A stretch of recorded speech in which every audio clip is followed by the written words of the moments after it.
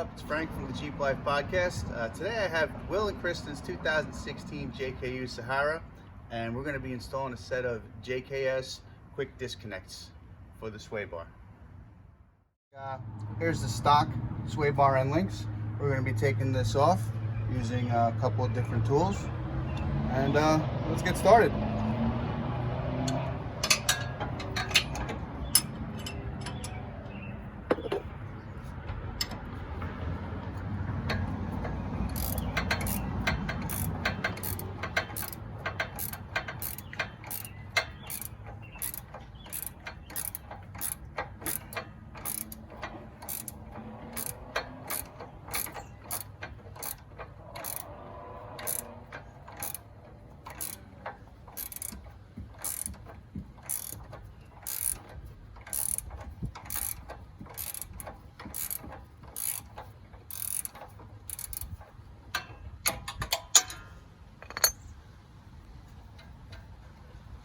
There's the top.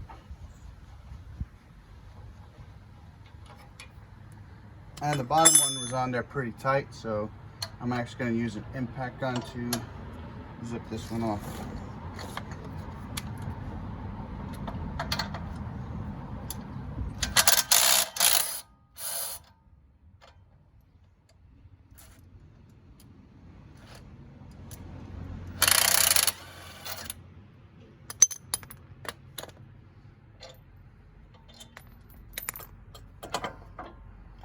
And there is your stock sway bar and link.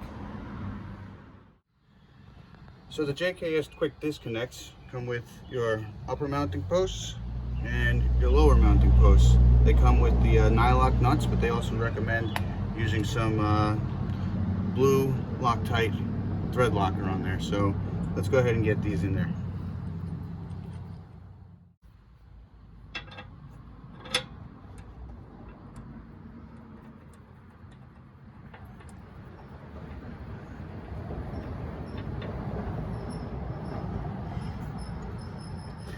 As you're tightening, you can use either a punch or a small screwdriver to keep it from spinning while you're tightening it.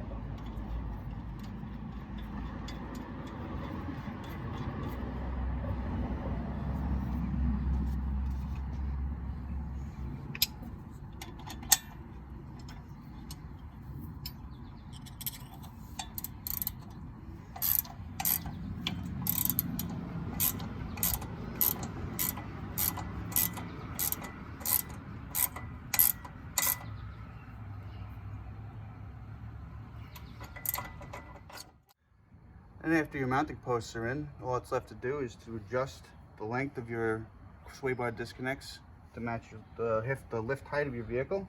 I've already done that on theirs. I put it just about a little bit over 1.5 inches. And everything matches up really nice. It's important to note that your sway bar needs to be at the right angle, which is parallel to the road on a level surface. And it's all held together and tightened up with a little jam nut over here.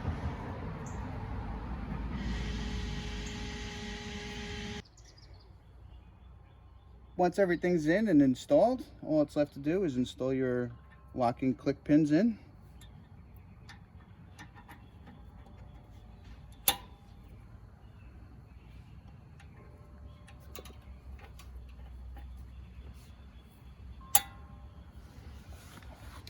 And there you have it.